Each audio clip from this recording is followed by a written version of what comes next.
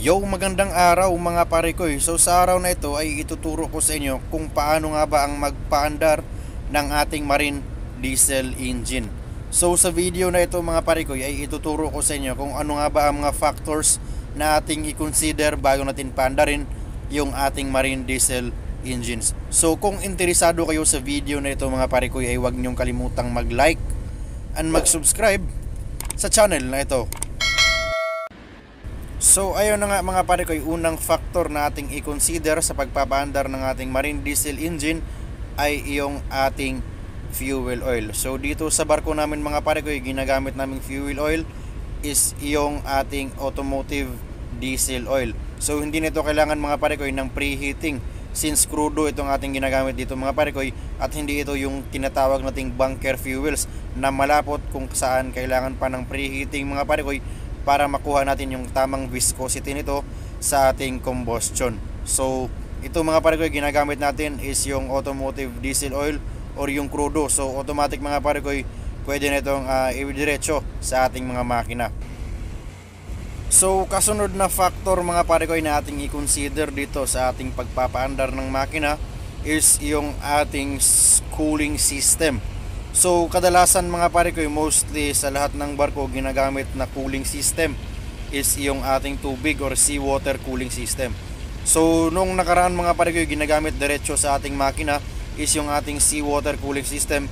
Ngunit sa makabagong panahon mga pare ko, binago ito since nagkakaroon nga ng corrosion yung ating makina kapag seawater yung pinapasok dito. So gayon pa man mga pare ko, na invento dito yung ating jacket water cooling system kung saan fresh water na yung pumapasok sa ating mga makina mga pare ko, at yung ating jacket water cooling system ay pinapalamig na sa ating mga heat exchanger kung saan ginagamitin ito ng seawater.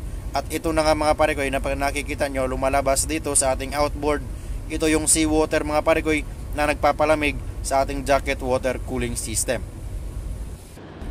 At ayan mga pare ko, pangatlong factor na ating i-consider dito bago paandarin yung ating makina is yung ating lubricating or lubrication system.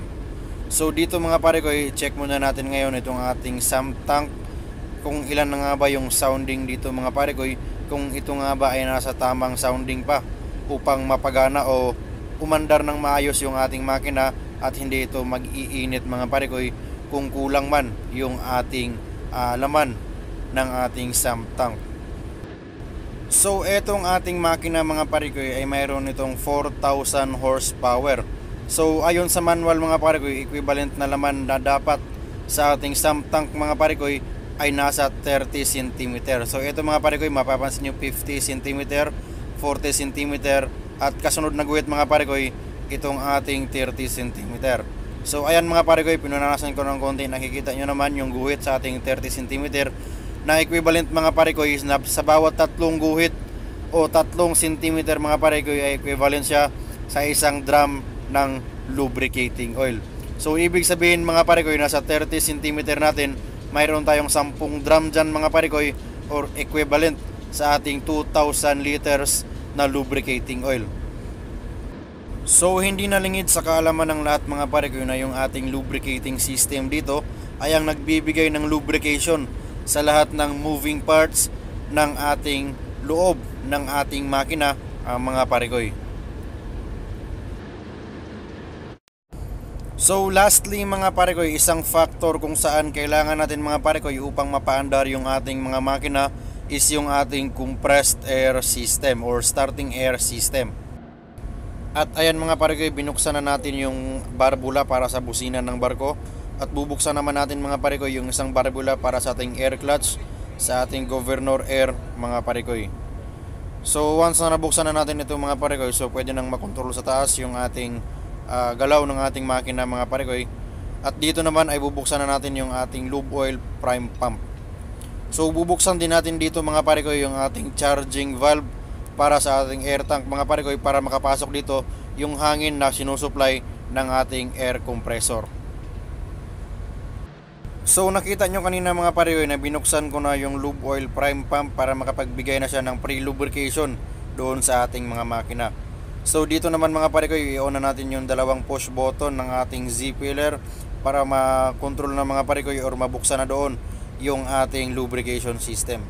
So ngayon naman mga pare ko, bubuksan na natin yung ating mga seawater cooling system at saka mga pare ko yung ating fresh water cooling system. So since nagdagdag tayo ng load mga pare ko, so aangatan natin dito yung ating hertz na output ng ating generator.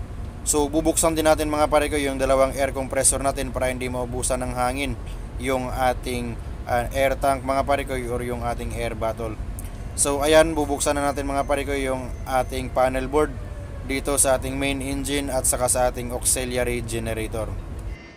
So sa puntong ito mga pare ko ay bubuksan na natin yung ating main valve papunta na hangin mga pare ko doon sa ating main engine para ma-start na natin yung ating main engine mga pare ko gamit itong ating compressed air system. Gayong okay na lahat ng factors mga pare ko ay pwede na nating paandarin dito yung ating mga makina. So dito mga pare ko ay lalagyan lang natin ng load yung ating throttle ng ating fuel oil at bubuksan na natin yung hangin mga pare ko. So ayan mga pare ko, napapansin niyo naman na gumalaw dito yung ating governor lever mga pare ko at iaangat na natin yung ating throttle sa ating maximum para makontrol na ng bridge kung gaano kalakas yung gusto nilang kunin sa ating makina. So since naandar na yung ating mga makina mga pare ko, pwede na nating patayin dito yung ating lube oil prime pump mga pare ko. So sasarado na rin dito natin mga pare ko itong ating barbula ng main line papunta sa ating main engine.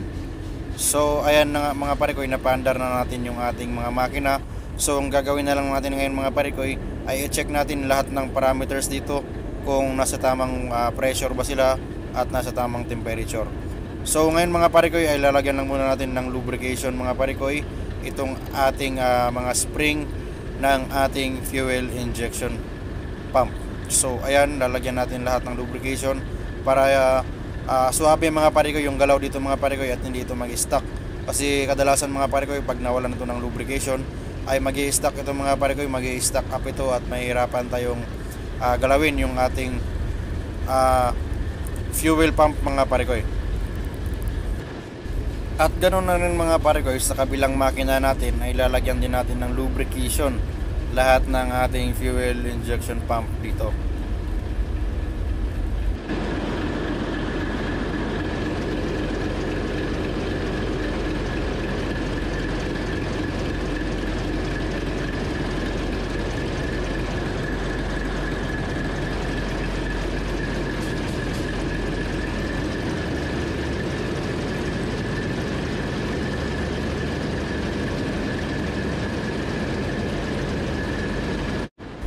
So next nating titingnan mga pare ko is yung ating fuel oil filter.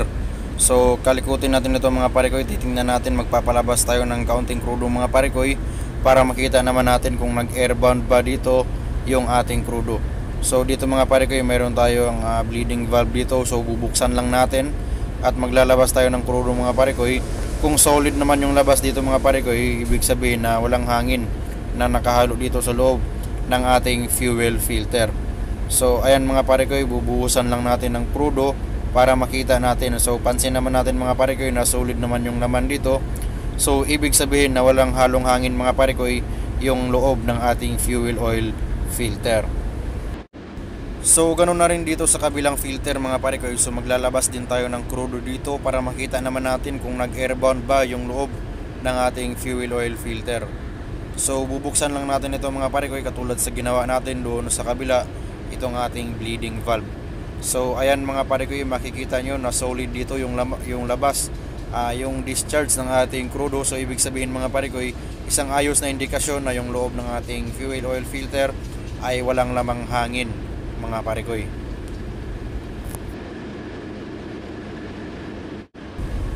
So next nating i-check mga pare ko is yung ating transmission naman, yung ating lubricating system dito sa ating transmission.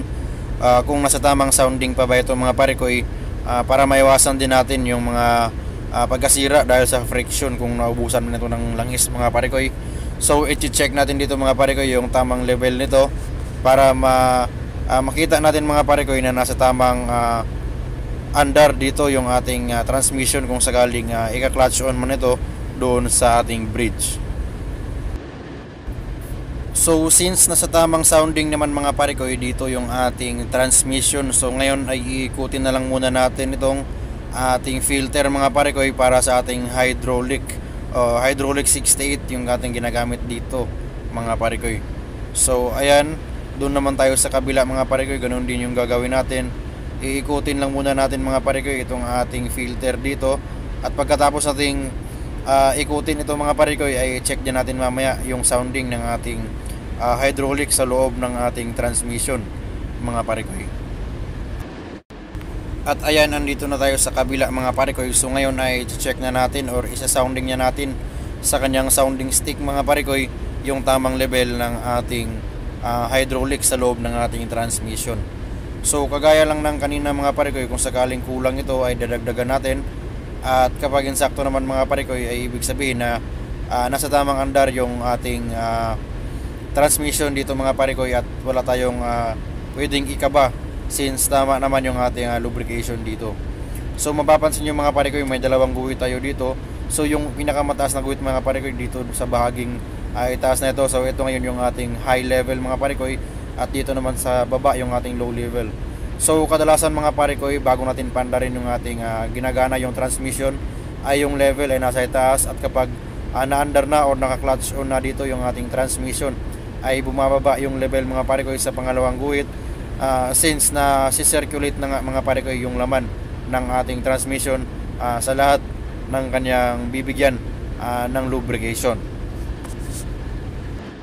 So lastly mga pare ko, since na-andar na tayo, ay check na natin dito yung lahat ng pressure ng mga bomba na ating ginagamit mga pare ko, kagaya na lang sa ating fresh water pump, at dito naman mga pare ko sa ating sea water pump.